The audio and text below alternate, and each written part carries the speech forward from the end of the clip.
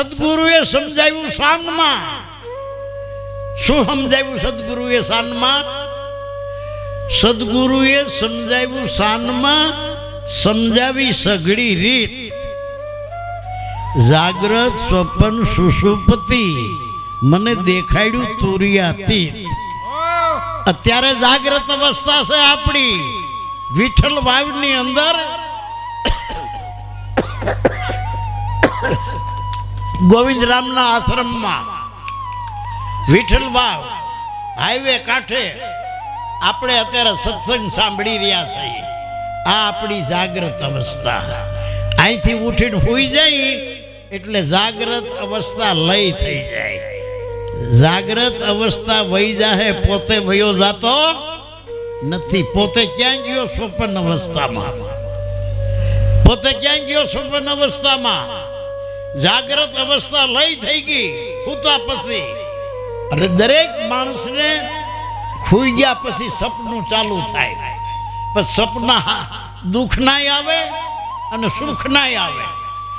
ખુઈ ગયા પછી જો દુઃખનું સપનું હાલતું હોય તો નીંદરમાં કણસતો હોય, પકડાતો શ્વાસ લેતો હોય, કારણ કે સપનું દુઃખનું હાલે છે.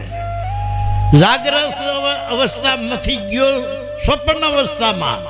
અને જ્યાં લગી સ્વપ્નું હાલે ત્યાં લગી કોઈને ગતાગમ પડતી નથી કે આ સપનું છે.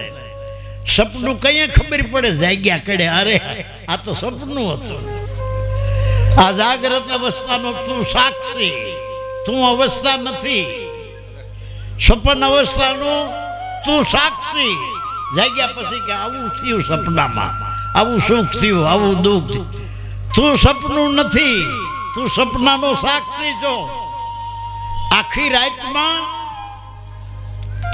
2 થી 2.5 કલાક માણસને સાચી નીંદર આવે. એનું નામ છે સુષુપ્તિ. સુષુપ્તિ એમાં સપનાનું વિસર્જન. લાંબા શ્વાસ હાલે, નાકોડા ગાજે, મોઢામાંથી લાળું હાલી જાય. સપનું ન હોય. 2 થી 2.5 કલાક સુષુપ્તિ અવસ્થા બધાઈને આવે. જાગ્યા પછી એટલું જ બોલાય. કેટલું? ઓહો, કાંઈ ખબર જ ન રહી, કાંઈ ભાન જ ન રહી.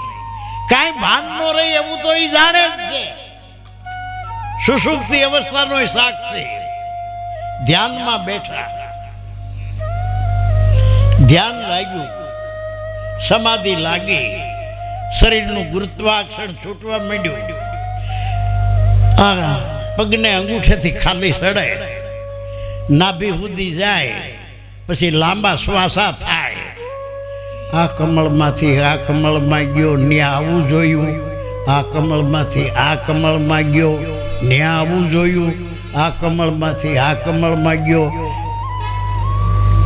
સમાધિને જોનારો તું સમાધિનો સાક્ષી. તું સમાધિ નથી, તું તુરિયાતીત. તુરિયા એટલે સમાધિ. ચારે અવસ્થાનો સાક્ષી, ચારે અવસ્થાને જાણનારો. તો ચારે અવસ્થાને જે જાણનારો છે સદગુરુ એ જાણનારાને જણાવે છે. સદગુરુ ચારે અવસ્થાને જાણનારાને જણાવે છે. સદગુરુએ સમજાવ્યું શાનમાં, સમજાવી સઘળી રીત. જાગ્રત સ્વપ્ન સુષુપ્તિ મને દેખાડ્યું તુરિયાતીત. આરતી ઉતારું મારા હરિગુરુ સંત, ટાળ્યા સર્વે પંદ, 84 બંધ, સદગુરુ દેવની આરતી. મહાનુભાવે એવી મહેર કરી. મહાનુભાવ એટલે ગુરુ મહારાજ. મહાનુભાવે એવી મહેર કરી, આપ્યા સુખ અપાર. જે સુખ રાજપાટમાં નથી, જે સુખ ચક્રવર્તી રાજા થવામાં નથી. મહાનુભાવે એવી મહેર કરી, આપ્યા સુખ અપાર. અંતર ચક્ષુ મારા ઉઘડ્યા, મને ભાષ્યો છે બ્રહ્માકાર. કંકુનો કલર લાલ છે અને લાલ કલરમાં ચોખા જ ભળે. અને એનો સાંડલો અહીં કપાળ વિશે જ થાય. અહીંયા શું કરવા સાંડલો થાય છે? આનું નામ છે ભ્રકુટી. અહીંયા છે ત્રીજી આંખ. પરમાત્માને જોવાની ત્રીજી આંખ, ત્રીજું લોચન એ અહીંયા છે. એના ઉપર ચાંદલો કરવામાં આવે છે, ચોખા છોડવામાં આવે. હું હતી જન્મની આંધળી, મારા ગુરુજીએ આપી મને આંખ. સદગુરુ શબ્દનું આંજણ આંજતા મારી મટી ગઈ સર્વે જાય. એ આંખ જ્યારે ખુલ્લી તો જ્યાં દેખું ત્યાં છાયા તેરી રામ, જ્યાં દેખું ત્યાં અલખ મેરા રામ, સોહી મેરા મેરી નજરૂ में आया. જ્યાં દેખું ત્યાં તેરા ही नूर है અને ન દેખું તો મેરા ही कसूर है. જ્યાં દેખું ત્યાં તેરા ही नूर है, ન દેખું मेरा ही कसूर है. ત્રીજી આંખ. હે અર્જુન, તારા ચામડાની આંખેથી તું મને નહીં જોઈ શક, મારું શરીર જોઈ શકીશ.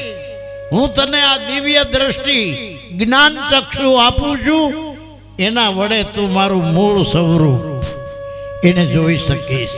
એટલે આ આપણી ચામડાની આંખું છે, એ જેટલું રૂપ હોય એટલું જ ભાળે. અરૂપને આ આંખ ભાળે નહીં. અરૂપ ફૂલ દેખાય, ફૂલની અંદર સુગંધ છે એ ન દેખાય. આ પવન બ્રહ્માંડમાં વાય છે, પણ પવન નજરથી ન દેખાય. હું બોલું છું, તમે સાંભળો છો, પણ મારા મોઢામાંથી જે શબ્દો નીકળે ગોળા જેવા કે તમે ન દેખી શકો. કારણ ન્યાય ઓલી આંખ દેખી શકે એને. હું બોલું એ શબ્દો નજરથી ન દેખાય. માણસમાં બુદ્ધિ છે એ નજરથી ન દેખાય. તમને બીજા માથે પ્રેમ, પ્રેમ નજરથી ન દેખાય. તમે ડોક્ટરને કહો કે બાપુ તમારા માથે મને બહુ પ્રેમ છે, ડોક્ટર કે એમ હું ન માનું, મને ઓપરેશન કરીને જોવા દે. આખા શરીરનું ઓપરેશન કરે, એના હથિયારમાં પ્રેમ આવે ક્યાંય ન આવે. તો આ પરમાત્મા તો એનાથી પર છે. સદગુરુ સિવાય એનો પતો લાગે એમ? સમજ્યા વિનાની ભલે કરે સાધના, ગુરુ વિના જ્ઞાન નહીં મળે.